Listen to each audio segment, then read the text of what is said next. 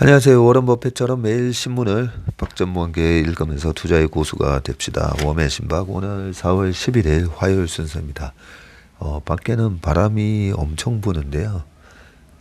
그래도 여의도 공원의 녹음이 되게 우거지어서 전망은 되게 좋습니다. 근데 바람 소리가 되게 거세게 들리고 오늘 뭐 태풍 수준의 돌풍이 동반된다고 하니까요. 나가실 때 바람 조심하시기 바라겠습니다. 오늘은 매일경제신문이고요. 보복 소비, 해외 여행으로 몰렸다. 그러면서 명품 판매가 주춤한다는 얘기부터 해상풍력 얘기에다가 배터리 3사 투자 확대, 수율 높여, 미국 침투, 그리고 마지막으로 현대기아 영업이익이 도요타의 턱 밑까지 따라 붙었다는 좀 기분 좋은 뉴스까지 있습니다. 먼저 첫 번째 기사를 보겠습니다. 첫 번째 기사는 보복 소비가 아마 코로나 때문에 못 나갈 때는 명품 샵으로 많이 몰렸었는데 이제는 여행으로 가면서 명품 판매가 주춤했다. 뭐 이런 얘기인데요. 백화점 3사 명품 매출 성장률이 작년에는 30%대에서 올 한 자릿수로 뚝 떨어졌다고 합니다. 고물가 고금리 장기화 여파에 중고 명품 거래 늘어난 영향도 있다고 하고요. 면세점 해외 구매로 분산도 됐다라는 얘기입니다. 사진에 서울 시내 한 백화점에 입점한 루이비통 매장 앞이 손님이 없어서 한산하다 라고 돼 있고요. 루이비통 매장 이런 데는 들어가기가 좀 무섭더라고요. 그냥 이제 좀 구경만 좀 해보고 싶은데 앞에 딱 그 보디가드 같은 사람 딱 서 있고 그죠? 그러니까 손님을 맞이하는 눈빛이 어서 오세요 이런 눈빛이 아니라 예, 딱 차림새 보면 안다고 그러잖아요. 저를 딱 보면 저 사람은 그냥 구경하러 오는 구경꾼이구나. 이게 눈치로 알 수 있는지 딱 보면 눈빛에서 느껴집니다. 그 눈빛 때문에 못 들어가겠더라고요. 예, 아무튼 고물가 고금리로 인한 소비 위축으로 백화점 실적 견인차 역할을 했던 명품 시장 성장세가 주춤하고 있다. 엔데믹 전환으로 해외여행이 크게 늘면서 명품 구매 수요가 분산되고 경기 침체 영향으로 명품 리셀 시장도 한풀 꺾이면서 주요 백화점들의 고민이 깊어지고 있다. 10일 백화점 업계에 따르면 롯데 신세계 현대백화점 3사의 올 1분기 명품 매출은 지난해 같은 기간 대비 한 자릿수 성장세에 그쳤는데 롯데가 지난해 1분기 대비 7%, 신세계가 7.8%, 현대백화점이 9.1% 늘었네요. 그래도 그나마 근데 한 자릿수째로 그쳤다는 거죠. 그나마 봄, 여름 신규 물량이 대규모 입고되고 본격적인 웨딩 시즌이 시작되는 3월에 두 자릿수 성장률을 회복한 결과다. 앞서 백화점 3사의 올 1, 2월 명품 매출은 각각 5%, 5.3, 5.8% 늘어나며 모두 성장률이 5%에 그쳤다고 하네요. 1년 전과 비교하면 백화점 3사의 명품 매출 신장률은 완벽하게 꺾여버린 모양새다. 22년 1분기 롯데, 신세계, 현대백화점 명품 매출은 전년 동기 대비해서 37.2, 30.6% 급증을 했다고 하네요.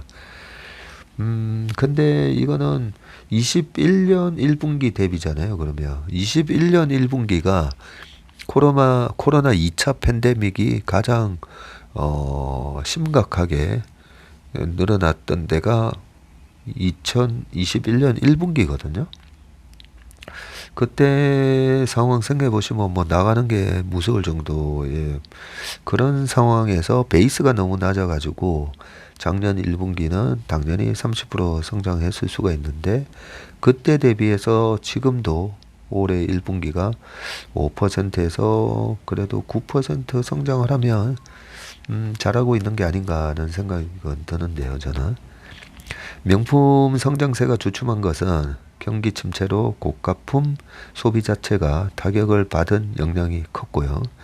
코로나 당시 보복 소비의 여파로 명품 소비가 급증한 데 따른 기저효과도 있었고, 여기에 해외여행 재개로 명품 소비를 할 수 있는 채널이 다양해지면서 해외 매장 직접 구매나 면세점 소비가 늘어나면서 소비 여력이 분산됐다는 얘기다.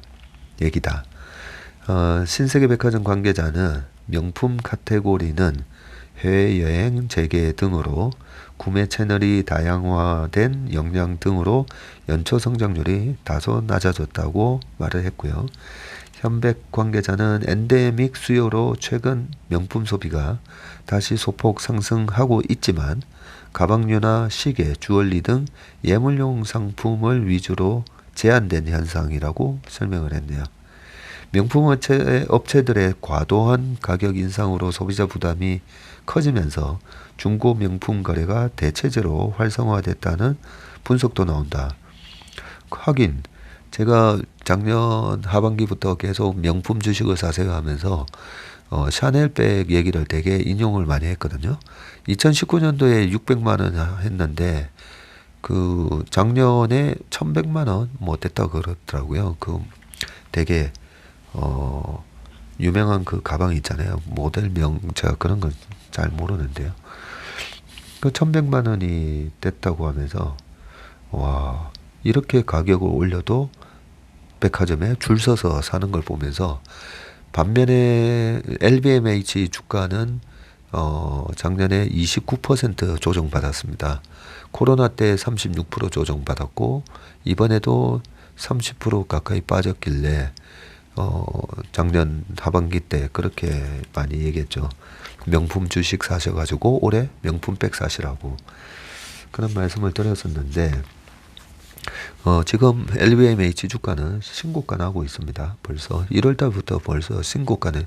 그래서 그 신고가를 내면 잘 보시면 10,000원이 7,000원이 되면 30% 빠진 거잖아요. 그죠? 근데 다시 10,000원을 회복하고 지금 한 11,000원 이렇게 가 있으니까, 그러면 7,000원에 사가지고 10,000원만 회복하더라도 수익률이 도대체 얼마입니까? 7,000원에 에서 3,000원 올랐으니까 42.5%인가요? 정도 올랐고, 그게 5,000원 오르고 뭐 이러면 수익률이 어마어마한 거거든요. 그래서 명품 기업은 주가가 빠졌다는 것 자체로, 많이 빠졌다는 것 자체로 어마어마한 호재인 겁니다. 네, 그러면서 제가 샤넬백 얘기를 많이 좀 했었는데요. 여기 나오네요. 샤넬은 지난해 국내에서 가격 인상을 4차례 단행한 데 이어 지난달 2일에도 대표 제품인 클래식, 이건 가봅니다. 플랫백 스몰을 1237만원에서 또 올렸네요. 1311만원으로 5.9% 인상하는 등 주요 인기 제품 가격을 올렸다. 21년도에 6차례 가격을 올렸던 프라다는 지난해에도 4차례 가격 인상을 단행했다. 야, 참 이제 1,300만 원이 됐네요. 백화점 3사 명품 매출 증감률이라고 해서 쭉 나오는데, 아까 기사에서 말씀드렸듯이 작년 1분기에 30%, 37% 이랬다가 추이 그래프로 보니까 훨씬 좋네요. 보니까 쭉 떨어져서 지금 7%, 9% 뭐 이러고 있습니다. 일각에서는 판매 물량 자체가 줄어든 것도 원인 중 하나라고 지적하는데, 팬데믹 기간에는 유럽과 미국 주요 백화점이 셧다운되면서 글로벌 명품 브랜드들이 한국의 물량을 몰아줬지만, 엔데믹에 접어들면서 주요 명품 브랜드 물량을 해외로 다시 돌리고 있다는 설명입니다. 백화점 명품 성장세는 지난해 하반기부터 꺾였다라고 돼 있고, 도대체 얼마나 파는가 봤더니요. 금융감독원 전자공시 시스템에 따르면 신세계백화점의 올해 1분기 누적 매출은 별도 기준으로 4,622억 원으로 지난해 동기 대비 4.3% 증가했네요. 지난해 1분기 성장률 10.9% 대비해서는 성장률이 이제 반토막이 났는데 업계에서는 당분간 현재의 부진이 유지될 것으로 보고 있고 소비 심리가 여전히 부진하기 때문인데 한국은행이 발표한 3월 소비자 심리 지수는 물가 상승 둔화와 마스크 착용 의무 해제 등으로 일상 회복에 대한 기대감이 커졌음에도 92에 거치면서 기준치인 100을 밑돌았다고 합니다. 이 소비자 심리 지수 CCSI Consumer Confidence 심리 지수니까 센티멘트 인덱스 뭐 그럴 수도 있겠다, 그죠? 이 지수는 현재 생활 형편, 가계 수입 전망, 소비 지출 전망 등 6개 주요 지수를 표준화해서 합성한 것으로 100보다 크면 평균보다 낙관적이고 100보다 작으면 비관적임을 의미하는데 일각에서는 한국 명품 시장이 하반기에는 성장세를 회복할 것이라고 전망을 하는데요. 경기의 소비가 좌우되지 않는 VIP 고객 매출이 백화점 전체 매출의 최대 40%를 차지할 정도로 VIP 고객층 수요가 탄탄하다는 이유인데 명품 구매 경험이 있는 20, 40대가 20에서 40대가 늘었고 명품 브랜드에 관심을 갖는 10에서 20대 잠재 고객이 많아서 성장 가능성이 여전히 남아있다는 의견도 있습니다. 업계 관계자는 한번 늘어난 명품 수요는 어지간해서는 줄어들지 않는다면서 경기 침체기에는 새 명품이 아닌 중고 명품을 구매하는 사람이 늘기 때문에 명품 수요가 줄어드는 것처럼 착시 효과가 있다고 밝혔습니다. 네, 경기 침체기에는 새 명품이 아닌 중고 명품을 구매하는 사람이 는다고 되어 있네요.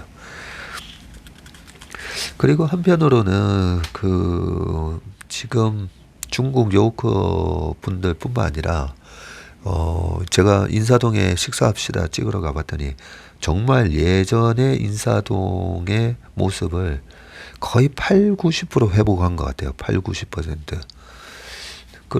거기다가 근데 중국에서 한국 들어오는 지금 비행 편수가 5월 달까지 그리고 9월 말까지 지금보다도 훨씬 큰 폭으로 증가하거든요. 1100편이 주중에 운항이 되다가 지금 3월 말까지 200편인가 뭐 그러니까 아직까지도 예전에 비하면 20%도 안 되는데 그게 5월 말에 800편이라고 제가 저번에 신문 읽었었던가요? 그죠? 그런 식으로 보면 지금 내수로 국내 VIP들이 소비를 해주던 걸 이제는 또 관광객이 늘어나면서 국내 백화점에서 또 소비를 해주지 않을까 그런 생각이 들고 애널리스트 리포트를 보면 그동안에 코로나 때문에 이제 따이공을 통해서 물건을 팔다 보니까 그 따이공한테 주는 수수료 있잖아요.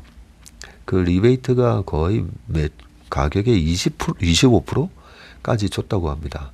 그런데 워크인으로 걸어서 들어오는 그 고객이 늘어나면 늘어날수록 따이공한테 주는 수수료가 없다 보니까 그래서 면세점의 마진이 좋아지는 그런 현상도 나타난다고 하니까 얼마나 관광객이 많이 들어오는지 한번 우리가 지켜볼 필요가 있을 것 같습니다. 두 번째는 카리스마형 리더는 별로. MZ세대가 78%는 소통형을 원한다라고 되어 있습니다. 정경련에서 조사했는데요. 827명을 조사를 했고요. MZ세대가 가장 선호하는 기업인 리더십 유형은 소통형인 것으로 나타났다라고 되어 있으면서 기업 인식 조사를 실시를 했었는데 10명 중 8명이 소통형을 선택했고요. 강한 카리스마를 바탕으로 신속한 결정을 내리는 카리스마형은 13.9%, 그리고 직원에게 권한을 위임하고 업무 처리 시에 자율성을 부여하는 위임형은 8.2%만 선호하는 것으로 나타났네요. 소통형 리더십은 직원과 함께 고민하고 개방적 소통을 통해 의사를 결정하는 형태여서 젊은 세대에게 가장 각광받는 것으로 나타났다고 얘기를 했습니다. 젊은 세대가 취업하고 싶은 기업으로는 월급보다는 워라밸, 워크하고 라이프죠. 일과 삶의 균형이 보장되는 곳에 36.6%로 가장 많이 꼽혔고요. 월급과 성과 보상 체계가 잘 갖춰진 기업이 29.6%, 정년 보장 등 안정적으로 오래 일할 수 있는 기업은 16.3%, 기업과 개인 발전 가능성이 높은 기업은 10.4%, 기업 문화가 수평적이고 소통이 잘 되는 기업 3.8, 사회적 기여도가 높은 기업은 3.4 이렇게 뒤를 이었다고 합니다. 국내 기업에 대한 인식에서는 비호감보다 호감이라고 응답한 비율이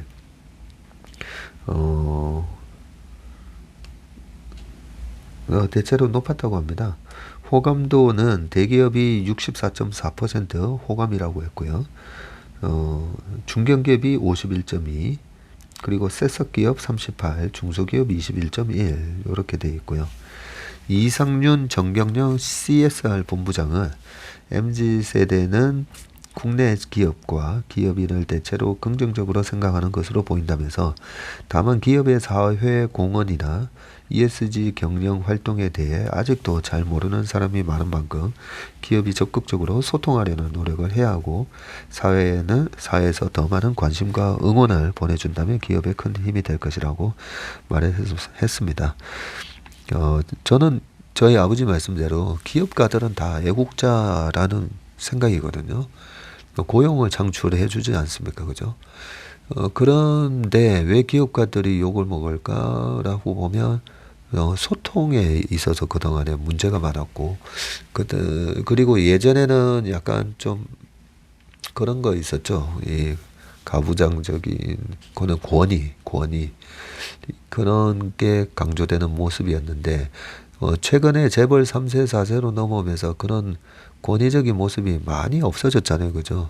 이재용 회장님부터 뭐 정인선 회장님이나 보면 되게 소탈해졌습니다. 최태원 회장님도 그렇고. 그런 면에서 좀 더 우리 MZ세대들한테 호감으로 다가온 것 같고요. 제가 제일 중요시 여기는 것도 사실 소통입니다. 그래서 저보고 저희 회사에서도 저한테 대표이사라고 되어는 있지만 대표이사 전무라고 제가 명함에도 아예 파가지고요. 저희 회사의 직원들이 저한테는 전무님이라고 부릅니다.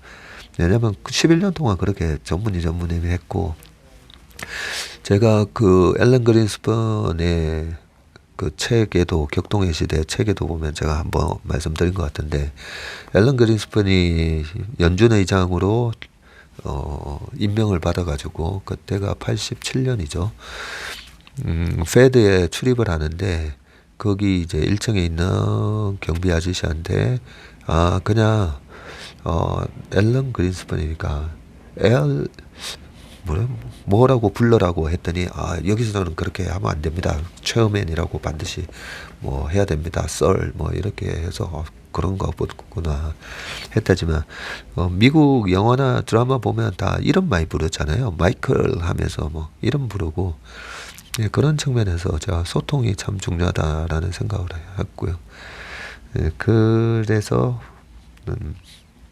저희 회사에서도 직원들이 다 저한테 이제 전무님하고, 이렇게 웜의 신박이라든지 저희 고객들만 볼 수 있는 또 네이버 카페에다가 저희 아침 회의하는 자료를 뭐 다 올리는 이유도 다 이 불신이 다 불통해서 생기기 때문에 소통을 하기 위해서 이렇게 다 합니다. 그러면 저희 고객분들도 요즘 박세익 전무가 어떤 생각을 하고 있지 하면, 웜의 신박에서 우리 채플미 하고 여미남 하고 이 웜의 신박만 봐도 그죠? 대충 아실 수가 있잖아요. 아직까지는 계속 강세 마인드 유지하고 있구나. 네. 뭐니 해도 소통 가장 중요한 것 같습니다. 뭐 가정에서나 직장에서나 그죠? 뭐 모임도 마찬가지고요. 그 다음 기사는요. 해상풍력 보조금 1년 만에 폐지라고 돼 있습니다. 최근에 유가가 그동안 많이 올랐기 때문에 다시 또 대체 에너지에 대한 부분이 시장에서 많이 부각이 됐고 2005년에서 6년, 7년 넘어가면서 그때도 유가가 계속 이제 100불 넘어가고 나중에 2008년 6월쯤에는 147불까지 올라가면서 계속 이제 태양광 이런 쪽이 엄청 뜨거웠거든요. 네, 태양광 풍력 뜨거웠었는데 지금 또 어떤 일이 벌어지고 있는지 최근에 이제 관심들이 많은 시기이기 때문에 한번 보겠습니다. 해상풍력 보조금을 1년 만에 폐지, 중국산 판치는 태양광 시즌2 될라라고 되어 있고요. 정부가 해상풍력 발전 사업을 추진할 때 국산 부품 비율이 높으면 지급하던 인센티브를 1년 만에 폐지하자 관련 업계가 태양광 발전의 폐해를 되풀이하고 있다면서 아우성치고 있고요. 태양광 발전처럼 값싼 중국산 제품이 빠르게 유입돼서 자칫 해상풍력 발전 산업 생태계가 위태로워질 수 있다는 것인데 부품업계 관계자가 국산 부품에 대한 인센티브 없이 경쟁 입찰이 도입되면 사업성 하락은 물론이고 중국산 제품 사용이 많아질 것으로 예상돼서 전반적으로 품질이 저하될 우려가 크다고 토로를 했다. 그동안 해상풍력 발전 사업을 추진할 때 국산 부품 비율이 50%를 넘으면 신재생 에너지 공급 인증서를 추가로 더 받았고요. 즉 중국산보다 비싼 국산 제품을 써도 일정 부분 사업성을 확보할 수 있었던 것인데 대개는 하부 구조물과 내부망 케이블 등을 국산으로 쓰면서 50% 룰을 충족을 했다고 하네요. 하지만 정부의 이번 결정으로 앞으로 핵심 기자재뿐만 아니라 국산 비중이 높은 하부 구조물 등의 기자재도 중국산을 쓰게 될 것이라는 게 업계 주장이고 물론 터빈 등 핵심 기자재는 여전히 외국산 의존도가 높다고 합니다. 일례로 터빈 상용화에 성공한 두산 에너빌리티의 터빈은 최대 8메가와트급이고 반면 베스타스 등 해외 주요 기업은 10와트급, 10메가와트급 터빈을 이미 상용화했다고 합니다. 심지어 15메가와트급 터빈은 실증 단계에 있다고 하네요.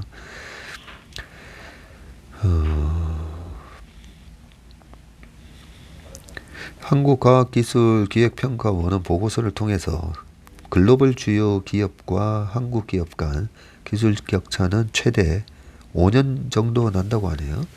해상풍력 발전은 국내 시장이 비활성화되어 있어 자체 기술 개발이 어렵다고 진단을 했고요. 실제로 양금희 국민의힘 의원실과 한국에너지공단에 따르면 국내 풍력 발전 신규 설비에 대한 국산 비율은 2019년부터 매년 감소세를 보이고 19년 53%에서 20년 39.5, 21년 31.5다. 반면 외산 비율이 19년에 47%에서 21년도에 68.5% 급증했다고 합니다. 이와 함께 REC 가중치라는 인센티브를 감안을 해서 사업성을 예측해온 기존 해상풍력 발전 사업도 타격이 예상되는데 한국풍력산업협회는 전체 발전 사업 허가를 받은 해상풍력 발전 71개 중 서해와 남해에 위치한 58개 15.3기가와트 규모가 영향을 받을 것으로 추산하고 있다고 합니다. 이에 따라서 현재 진행 중인 사업에는 기존 인센티브를 그대로 적용할지에도 업계 관심이 쏠리고 있다. 제가 이 기사를 쭉 읽으면서 우리나라 풍력 산업의 지금 경쟁력과 어떤 우리나라 풍력 산업의 그 포지셔닝이 대충 약간 느껴지거든요. 여기 보시면 터빈이랑 핵심 부품은 아까 베스타스랑 그런 데에서 가져와야 되고, 그죠? 여기 보면 투산 에너빌리티의 터빈이 8메가와트인데 베스타스랑 주요 기업은 10메가와트에서 15벌써 개발했다고 하고, 기술 격차가 5년이나 나는데 좀 싼 거 밑에 아까 뭐였죠? 하부 구조물. 그 풍력에도 보면 타워 있잖아요. 큰 엄청 그 대관령의 사냥 목장인가요? 거기 가보면 멀리서 보면 이 바람개비 같은 풍력 발전기가 멀리서 보면 작아 보이는데 가까이 가서 보면 어마어마하잖아요. 보면 뭐 아파트 한 채 이상의 높이죠. 그 어마어마한 높이에서 그 바람개비가 돌아가면서 소음도 엄청 심하고요. 그러다 보니까 그 하부 구조물이나 이런 거는 중국산이 들어오고 있다는 거잖아요. 그런 거를 과연 정부 보조금을 계속 주면서 유지를 하는 게 맞는지, 50% 이상 국산화하면 인센티브를 줬다는데 잘 모르겠습니다. 우리가 과감하게 포기할 거는 포기를 하고, 아이폰이 들어오는 거 1년 동안 유예시켰지만은 결국 못 막았잖아요. 그죠?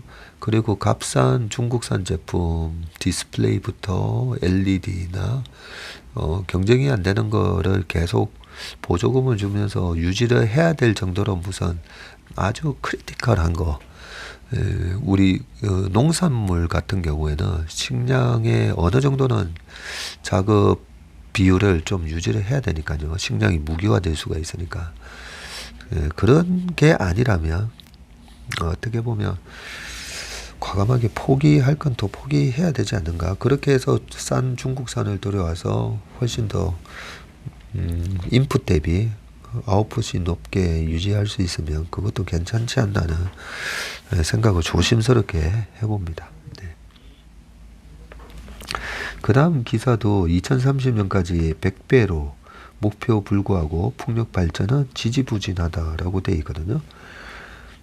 주민 반발이 크고 인허가가 복잡하다고 하네요. 해상 풍력 상업화 125메가와트에 그쳐 정부 주도 입지 발굴, 기간 단축, 내용 다음은 특별법 국회 발의되어 있다라고 합니다. 국내 해상풍력 보급 사업은 현재 권역별로 대규모 개발 형식으로 추진되고 있고, 전임 문재인 정부에서 2030년까지 설비 용량 12기가와트 보급을 목표로 하는 해상풍력 발전 방안 추진 계획을 밝혔지만 인허가가 많이 이루어지지 않아 실제 보급 실적은 더딘 상황이라고 합니다. 10일 관계부처 등에 따르면 현재 상업운전이 진행되고 있는 해상풍력은 제주 탐나발전단지가 30메가와트고요. 전남 영광 발전단지가 34.5메가와트, 영광굴비 생산되는 그쪽인 것 같은데, 그리고 서남해 발전단지 60메가와트 등 그렇게 있고요. 그 외에 전북 서남권이 2.4기가와트, 신안 해상풍력이 8.2기가, 울산이 1.4, 동남권이 4.6, 제주가 0.6, 인천 0.6 이렇게 돼 있는데, 지난해 발표한 10차 전력수급 기본계획에서 재생에너지와 원전의 조화를 정부에서는 강조를 했는데요. 이번에 반영된 풍력 보급 목표의 상당 부분이 해상풍력 프로젝트여서 상당 규모 보급이 필요하다고 합니다. 10차 정기 본회 신재생 에너지 설비 계획에 따르면 전체 풍력은 2036년까지 약 34기가와트가 보급될 전망인데, 그동안 해상풍력 보급에 가장 큰 걸림돌로 작용해온 것은 주민 수용성 확보가 문제였네요. 수용성 확보와 송전선로 및 공유 수면, 점유 사용 인허가 등 처리를 위해서는 지방자치단체 동의가 불가피하지만 각 지역 앞바다에 민간 발전 사업자가 우죽선 풍황 계측기를 설치하는 바람에 지역 주민과 업인 등 이해 당사자의 거센 반발에 부딪히고 있다고 합니다. 네, 그게 밤에 뭐 윙윙 돌아가면 소음이 되게 심하고 좀 으슬으슬하잖아요. 보면 으실으실 보면 이렇게 좀 겁도 나고. 한국과 달리 유럽과 중국을 비롯한 세계 주요국은 해상풍력 발전 보급을 꾸준히 늘리고 있는데요. 유럽연합 EU와 발트해 연안 8개 회원국은 2030년까지 발트해 해상풍력 발전 역량을 기존 2.8기가와트에서 20기가와트로 7배 확대하기로 합의했다고 합니다. 영국도 현 13기가와트 수준에서 2030년 50기가와트로 4배가량 늘린다는 목표다. 네, 이런 게 바다가 많거나 아니면 캐나다처럼 땅이 넓어가지고 땅을 쉽게 확보할 수 있는 곳이 아무래도 풍력에 대한 풍력 산업의 발전이 훨씬 더 빠를 수밖에 없는데, 우리나라가 삼면이 다 바다로 둘러싸여는 있는데 잘 모르겠네요. 저는 일단 2007년 유가가 올라갔을 때는 말 그대로 이게 다 대체 에너지잖아요.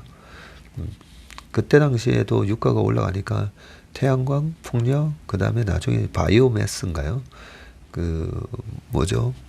이 대패질 할 때 나오는 그 톱밥부터 해서 여러 낙엽 이런 거 모아가지고 그걸 갖다가 이제 화력발전소 연료로 쓰는 뭐 이런 것까지 했다가 그런 업체들 거의 다 망했더라고요. 바이오매스 이런 하는 업체들도 유가가 떨어지면. 그렇게 굉장히 또 리스키한 산업이기도 합니다. 그 다음 기사는 배터리 3사 투자 확대 수율 높여서 미국 침투한다라고 되어 있는데, 미국이 2032년까지 전기차 신차 판매량 비중을 기존의 10배 이상 끌어올리기로 하면서 국내 배터리 3사가 북미 사업 확장에 사활을 걸었다. K배터리 3사는 일단 이를 호재로 인식하고 기회를 최대한 활용한다는 전략이다. 11월 업계에 따르면 K배터리 3사가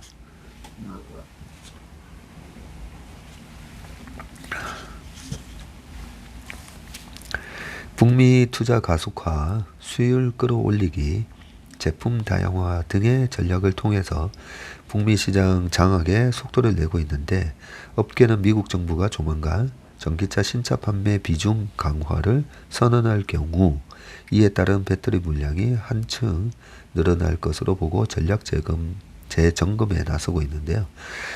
먼저 배터리 업계는 물량 증가에 대응하기 위해서 투자 전반에 더욱 속도를 낼 예정이고요. 현재 인플레이션 감축법 등으로 인해 미국에 투자할수록 이에 따른 첨단 제조 생산세액 공제 혜택이 큰 상황이라 현지 건설비 상승에도 불구하고 북미 투자에 적극 나선다는 방침이다. 최근 1분기 잠정 실적을 발표한 LG에너지솔루션이 영업이익에 AMPC를 얹어서 1,003억 원의 수혜를 본 만큼 나머지 업체에도 자극이 될 것으로 전망이 되고요. 방금 이 AMPC가 첨단 제조 생산 세액 공제를 얘기하는 겁니다. AMPC는 미국의 IRA를 통해서 북미에서 배터리를 생산하면 배터리 셀에다가 킬로와트당 35달러, 모듈에는 또 10달러의 세액을 공제해 주는 제도네요. 업계에서는 LG엔솔이 2023년에서 25년 AMPC 혜택이 9조에서 10조 원에 달할 것으로 예상했지만 이제는 예상치가 10조 원 플러스 알파로 높아질 가능성에 무게를 두는 분위기다.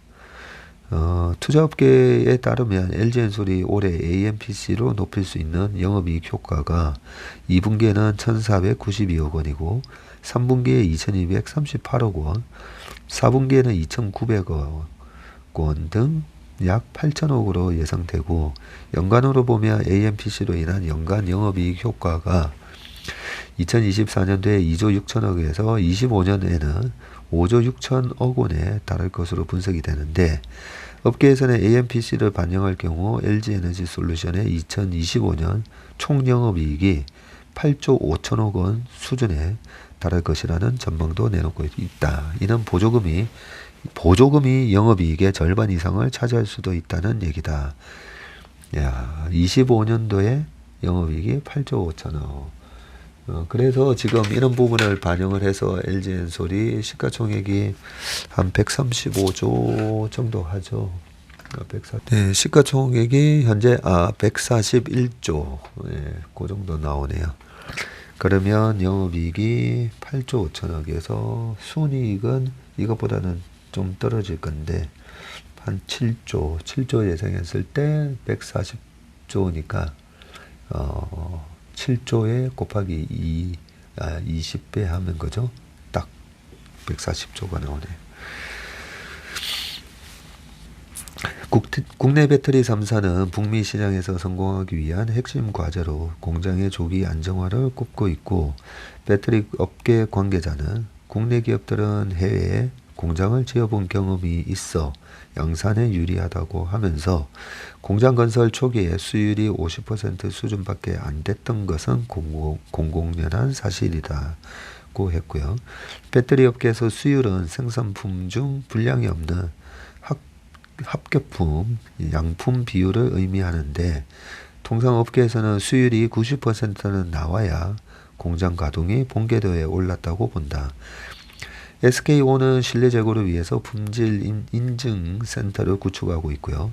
SK온의 모회사인 SK이노베이션은 SK온 미국 법인에다가 3,500억 원을 출자를 했고 지금까지 90에서 95%에 달하는 수율을 유지해온 것으로 유명한 SDI도 미국에서 건설을 추진하고 있는 스텔란티스와 GM과의 합작 공장에서 조기에 수율을 끌어올릴 수 있을지가 관건으로 보인다라고 했습니다. 업계 관계자는 미국에서 공급 물량을 늘릴 경우 신기기 반입이 이어질 텐데 설비 효율 역시 80% 이상 끌어올려야 경제적으로 이익이라면서 문제는 업력이 있어도 공장 안정화가 쉽지 않은데 안정화에 오랜 시간이 소요되면 완성차 업체와 배터리 업체 간 갈등이 커질 수 있다라고 설명을 했습니다. 배터리 3사는 포트폴리오 다변화에도 적극 나서고 있고요. LG엔솔은 26년이면 연간 17기가와트시 규모의 배터리 생산할 수가 있고 ESS용 리튬 인산철 LFP 배터리 공장을 가동할 예정이고요. LFP 배터리는 3사 모두 출시를 공식화한 상황이라고 합니다.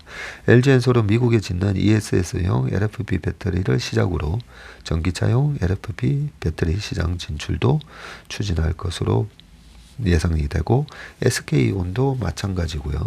SK온의 경우 미국에서 설립을 추진하고 있는 현대자동차 그룹과의 합작 공장과 새로운 형태의 배터리 개발에도 역량을 집중하고 있다고 말을 했습니다. SK온은 현재 북미에서 파우치형 배터리만 생산을 하는데 원통형과 각형에 대한 수요가 늘어서 고민이 큰 것으로 알려졌다. 이렇게 되어 있습니다.